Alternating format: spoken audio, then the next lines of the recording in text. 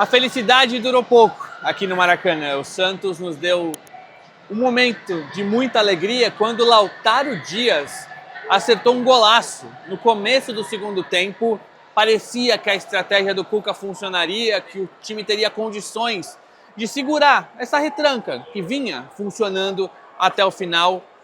Mas é aquilo, enquanto a gente tiver jogadores como o Zé Ivaldo, o Flamengo, de elencos bons, vai se sobressair. Não importa o quanto você corra, o quanto a estratégia seja boa, jogadores como o Zé Ivaldo vão destruir qualquer coisa boa que você esteja construindo. Antes de falar mais sobre esse 3-1 para o Flamengo, eu peço para que você se inscreva no canal, que você curta, comente aqui. Viemos em mais uma viagem aqui no canal e eu conto com essa ajuda gratuita, rapidinha, que vai nos ajudar a bater essa meta de 90 mil inscritos. Vamos lá, como eu trouxe a escalação aqui para vocês, o Cuca ele montou uma espécie de 4-4-2 com o Zé Ivaldo, que ora era um terceiro zagueiro pela direita, mas principalmente era um lateral direito. E o Cuca esperneava na área técnica o tempo inteiro para o Zé Ivaldo fechar a linha de 4, né? Porque naturalmente seu movimento é ali ser um terceiro zagueiro, pedindo para o Zé Ivaldo avançar para coibir ali os espaços, principalmente do Ayrton Lucas. E o Santos, como time, não fez um primeiro tempo brilhante, óbvio, mas ele não cedeu tanto espaço ao Flamengo. O Flamengo teve sim uma chance ou outra, finalizou mais, teve mais posse de bola, mas o Santos se defendeu bem, chegou com perigo, teve uma bola do Tassiano na rede pelo lado de fora, uma bola muito boa para o Barreal do Bom Tempo, que o Varela cortou em cima. Aliás, o Varela melhor em campo ao lado do Lucas Veríssimo, partidaça do lateral direito do Flamengo e partidaça do zagueiro do Santos. Mas foi um primeiro tempo digno dentro da estratégia. E era natural que o Flamengo, com o banco de reservas que tem, fosse se impor. O Flamengo foi pro vestiário sendo vaiado por parte da torcida aqui depois da derrota para o Bragantino. E o Santos volta para o segundo tempo e sai o gol do Lautaro Dias. É uma fatiada longa do Oliva, né? A estratégia hoje era muito de um jogo direto, um jogo de lançamentos mesmo. O Oliva lançou, o Lautaro ganhou da velocidade do Léo Ortiz e fez um golaço de fora da área, no ângulo do Rossi, trazendo essa alegria rara pra gente, né? Aquela sensação de que, meu Deus, vai dar certo hoje. O Lautaro fez um bom jogo, a parte final dele não foi tão boa, mas ele fez um bom jogo, outros como o Tassiano foram muito mal. O Santos faz 1-0, e é estranho falar isso, mas parece que o gol não foi bom, sabe? Porque aquele 0-0 que o Flamengo não se lança ao ataque completamente. Como o Santos vinha chegando, você ataca meio com medo de levar contra-ataque, sabe? Não é aquele desespero de precisar ir atrás do resultado. Quando sai o gol do Lautaro Dias, o Leonardo Jardim começa a mexer, o Flamengo se expõe muito mais, empurra o Santos de fato para trás, aí sim foi uma pressão que antes não existia. E aí o Santos, que poderia se defender, tem jogadores como o Zé Ivaldo que expostos fazem o que ele fez. Que talvez seja gol contra, nem sei o que vai dar na súmula. Eu achei que era gol do Pedro, depois a Gabi me alertou para ver o replay e dá para ver claramente que a bola bate por último no Zé Ivaldo. Qual que é a vantagem de você ter um zagueiro como lateral? O jogo aéreo. O Zé Ivaldo ele mal subiu com o Pedro não teve nem esforço para fazer o gol que talvez vá para ele na súmula, porque o Santos ainda tem jogadores como o Zé Ivaldo. Ontem a fonte que me comentava da escalação falou, pô, o Zé Ivaldo jogou de zagueiro, jogou de lateral no Cruzeiro, no Atlético, eu acho que é a melhor opção talvez, ele ou o Gustavinho até terminou o jogo bem como lateral direito.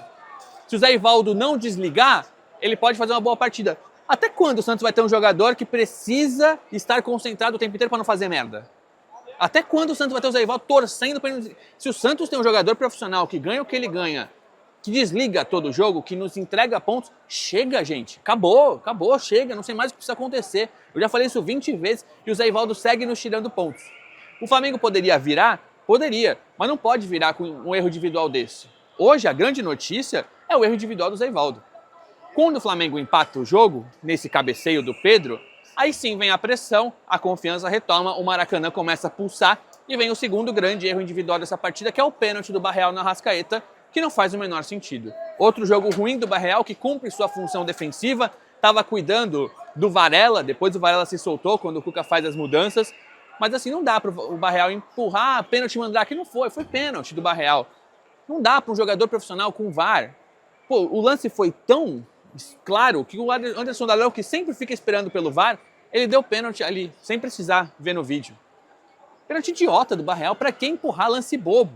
Então o Flamengo, em 2 cruzamentos, acha a virada em 6 minutos. 2 cruzamentos em que só tira o peso da bola, só joga no segundo pau. Deixa lá os merda fazerem merda. Que foi o que o Zé Ivaldo fez. e depois do pênalti do Barreal. Aí não tem mais jogo. Aí o Flamengo tem confiança, o Flamengo mexe e melhora, o Santos mexe e piora, e vem o terceiro gol naturalmente do Paquetá, e se tivesse mais tempo era capaz do Flamengo fazer mais, mesmo que o Lucas Veríssimo quase tenha diminuído no Varela, tirando a bola em cima da linha, né? O nosso lateral faz gol contra, o lateral deles tira em cima da linha.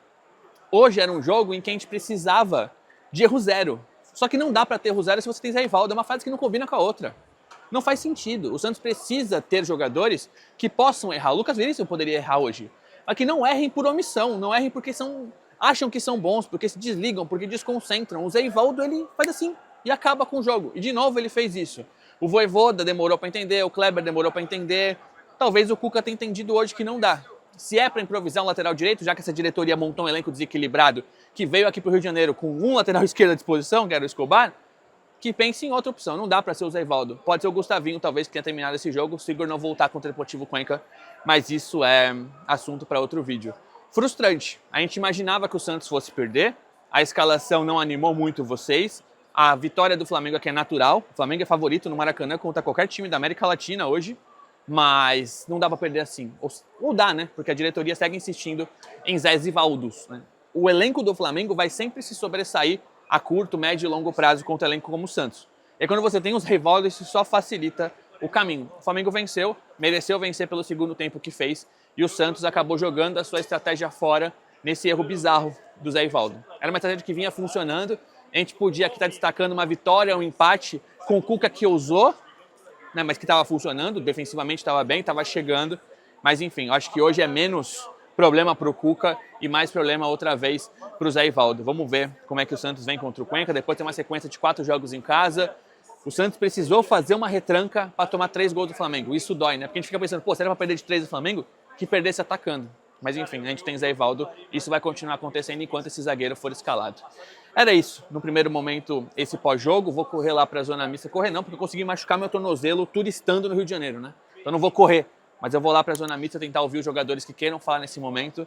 Nesta segunda-feira aqui do Rio de Janeiro, a gente faz uma livezinha, se tudo der certo, para comentar mais sobre a partida. Fiquem atentos aqui no YouTube Shorts e nas minhas redes sociais, porque mais conteúdos podem pintar, fechou? Obrigado por assistir até o final, não deixe de se inscrever, deixar seu like.